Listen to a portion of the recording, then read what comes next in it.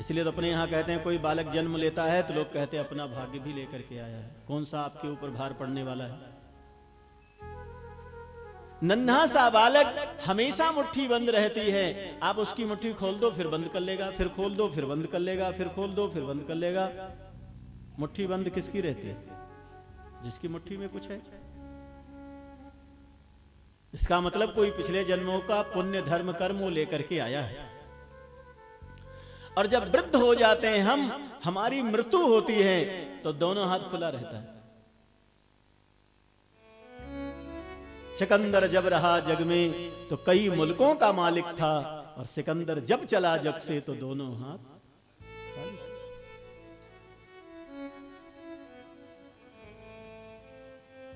मृत्यु हो जाती है, वृद्ध होकर के शरीर छूटा, तब हाथ खुला रहता है। और किसी की मृत्यु हो गई हो और हाथ खुला है, और उसको आप मुट्ठी बांध दो तो फिर खोल देगा, फिर बांध दो तो फिर खोल देगा, फिर बांध दो तो फिर खोल देगा। मतलब जब हाथ में कुछ है ही नहीं तो मुट्ठी बांधने से क्या फायदा है। तो जो तू लेकर के आया था, बोले वो भी गंवा करके जा रहा है। कभी हमारे पुण्यों को क्रोध ने लूटा, कभी लोभ ने लूटा, कभी काम ने लूटा, कभी मोह ने लूटा, कभी मद ने लूटा, कभी मत्सर ने लूटा, और धीरे धीरे इन चोरों ने ऐसा लूटा कि हाथ खाली कर दिया, कुछ बचा ही नहीं। जीवन भी यज्ञ है, और इस जीवन यज्ञ में ये 6 लुटेरे। विश्वामित्र महाराज की यज्ञ में जब भगवान पधारे तब यज्ञ सफल हुआ। हम आपके जीवन में भी भगवान आवे, तभी जीवन यज्ञ सफल होने वाला है। भगवान का भजन आवे, भगवान का सुमिरन आवे, भगवान का पाठ आवे, भगवान का दर्शन आवे, तो ही जीवन यज्ञ सफल होने वाला है।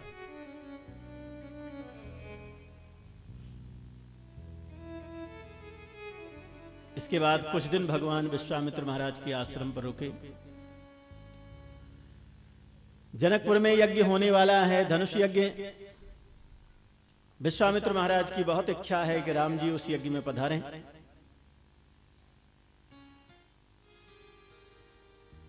विश्वामित्र महाराज के मन में संकोच है कि अगर कह दूं कि सीता जी के स्वयंवर में चलना है तो ये पता नहीं मना कर दें। है सीता जी का स्वयंवर, लेकिन विश्वामित्र महाराज उसको धनुष यज्ञ ही कह रहे हैं। विश्वामित्र महाराज ने कहा, रघुनंदन आप यहां तक पधारे, हमारा यज्ञ सफल हो गया। यहां से थोड़ी दूर पर जनकपुर है, वहां महाराज जनक धनुष यज्ञ कर रहे हैं। हमारी इच्छा है आप वहां भी पधारें और उस यज्ञ को भी पूर्ण करें। जैसे इस यज्ञ में मारीच सुबाहु व्यवधान पहुंचाने वाले थे, वैसे उस यज्ञ में रावण बाणासुर जैसे राक्षस आने वाले। गुरु जी की आज्ञा हुई है, तब भगवान चले हैं। गुरु जी महाराज, भगवान राम, लक्ष्मण और कुछ साधु संत भी साथ में हैं, सब जनकपुर जा रहे हैं।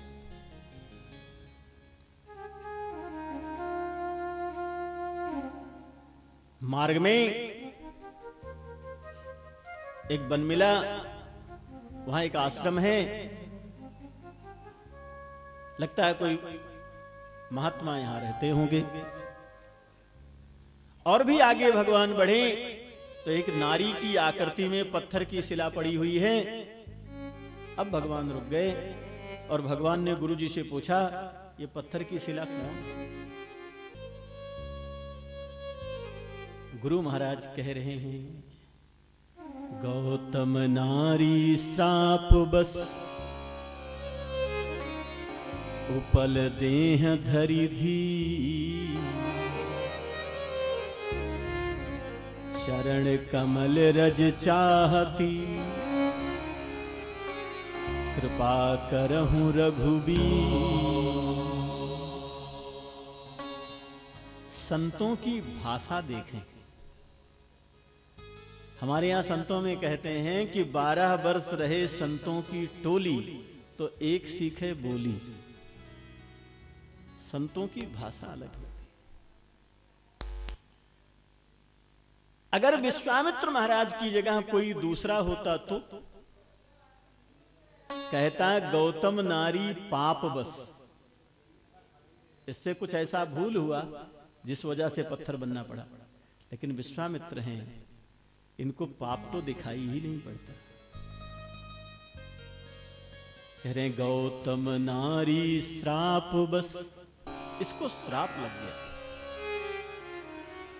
इनके पति ने इनको श्राप दे दिया। गौतम नारी श्राप बस, उपल देह धरि धीर। शरण कमल रज चाहती, कृपा करहूं रघुवीर। पूरी कथा सुनाया है और फिर कहा कि चरण रज इनको प्रदान करिए। गौतम महाराज ने कहा है कि भगवान की चरणों की धूल तुम्हारे ऊपर पड़ेगी तो तुम्हारा उद्धार होगा। तो भगवान ने सीधा अपना चरण पत्थर शिला से स्पर्श नहीं कराया। भगवान ने अपने चरण उठाया और कुछ हवा का ऐसा झोंका चला कि धूल उड़ करके शिला के ऊपर पड़ी और अहिल्या जी का उद्धार हो गया। भगवान ने तो अपना चरण अहिल्या के मस्तक पर नहीं रखा, लेकिन अहिल्या जी जब शिला से प्रकट हुई तो उन्होंने भगवान के चरण पर अपना मस्तक रख दिया। बड़ी सुंदर स्तुति है, सुनिए और गाइए।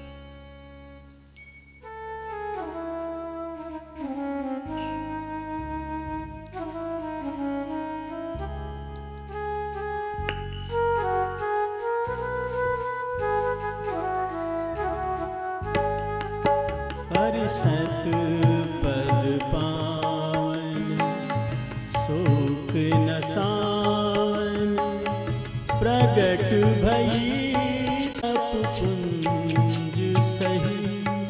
हरिषत पद पावन शोक न सावन, प्रगट भई तब पुंज सही।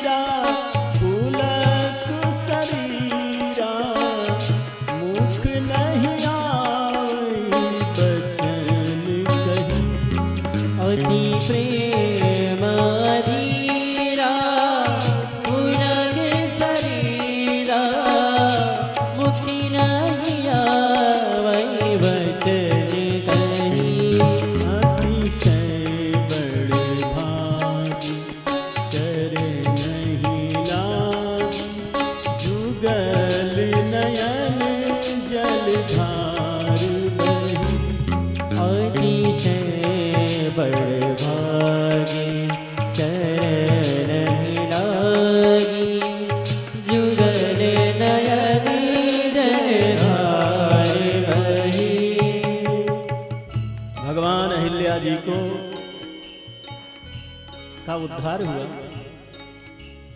गोस्वामी जी अहिल्या जी के लिए कह रहे अतिशय बड़े भाग। रामायण में बड़भागी शब्द का प्रयोग उनके लिए है जिनका भगवान के चरणों से संबंध।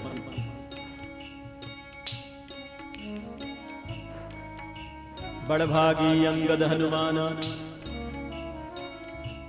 चरण कमल चापत विधिनाना। आहा धन्य लक्ष्मण बड़भागी, राम पदार बिंदु अनुराग। हनुमान सम नहीं बड़भागी, नहीं को राम चरण अनुरागी। और गीधराज जटायु के लिए तो गोस्वामी जी कहते अपनी चंद्र वाली दृष्टि अपने चरण कमल पर डालना, ताकि चरण रूपी जो कमल है वो बंद हो जाए और उसमें हमारा मन कैद हो जाए, बंद हो जाए। फिर आप अपनी वो दृष्टि कभी हटाना नहीं, ताकि हमारा मन हमेशा आपके चरण कमल में कैद रहे। स्तुति में सुने।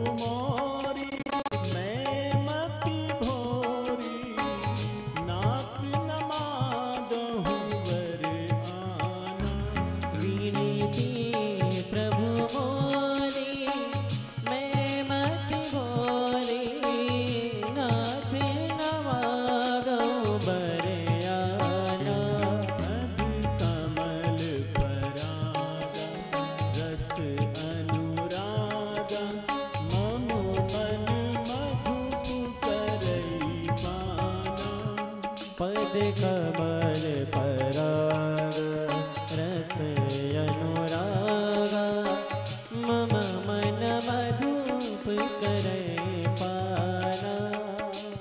अहिल्या जी कहती हैं, आज आपने हमारे ऊपर कितनी बड़ी कृपा की। गंगा जी कितनी पावन है।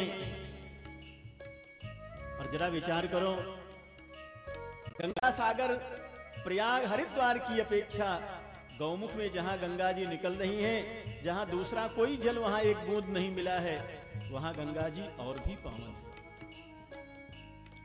उससे ऊपर चलें, जब भगवान शंकर की जटाओं से गंगा जी बह रही हैं, वहां कितनी पावन हो। और भी ऊपर चलें, ब्रह्मा जी के कमंडलू से जब भगवान शंकर की जटाओं में आ रही है गंगा, वहां कितनी पावन हो। और भी ऊपर चलें, जब भगवान के चरणों से गंगा जी प्रकट हुई हैं, तब कितनी पावन होंगी। और गंगा जी इतनी पावन हैं, तो हमारे भगवान के चरण कितने पावन। अहिल्या जी कहती हैं, आज वही चरण आपने हमारे मस्तक पर पधरा दिया, आज आपने हमको धन्य कर दिया।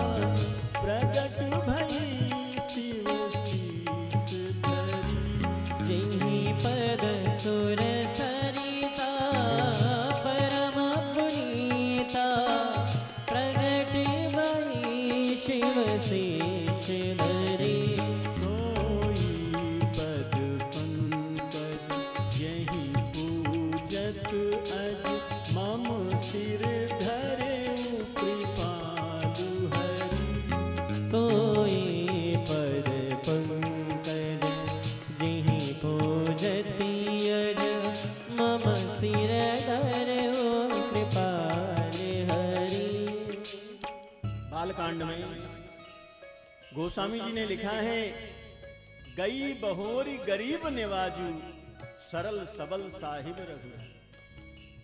जिसका सब कुछ चला गया है, उसको सब कुछ लौटा देने वाले हमारे प्रभु हैं। बड़े सरल हैं, बड़े सबल हैं और रघुराज।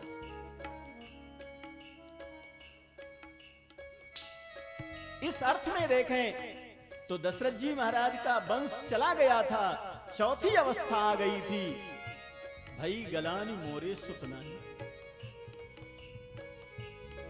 लेकिन दशरथ जी महाराज के यहां अवतार लेकर के भगवान ने उनको वंश को रोक लिया, जाने नहीं दिया। माता अहिल्या का पातिव्रत व्रत चला गया था, लेकिन भगवान ने लौटा दिया।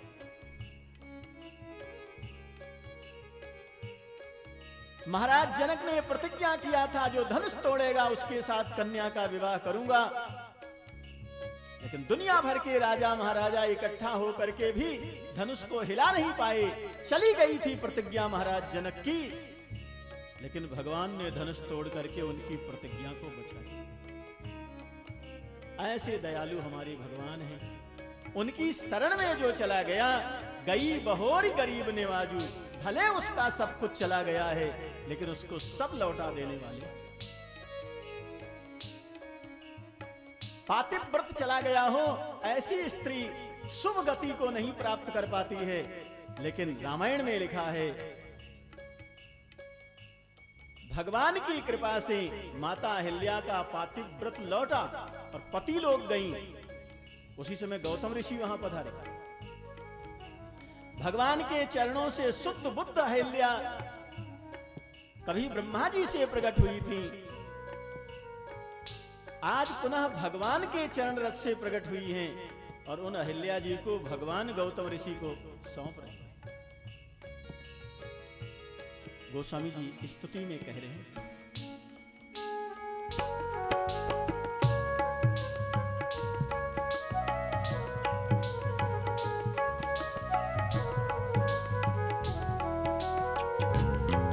यही भांति सिधारी गौतम नारी, बार बार हरि चरण परी। इन्हीं भांति सिधारी गौतम नारी, बारे बारे हरि चरण परी। जो अति मन भावा सो बरु पावा, गई पति लोक आनंद भरी। जो अति मनोभावा सो बरु पावा, गए पति लोक आनंद भरी। पर सत पद पावन शोक न सावन, प्रगट भई तप कुंज सही। पर सत पद पावन शोक न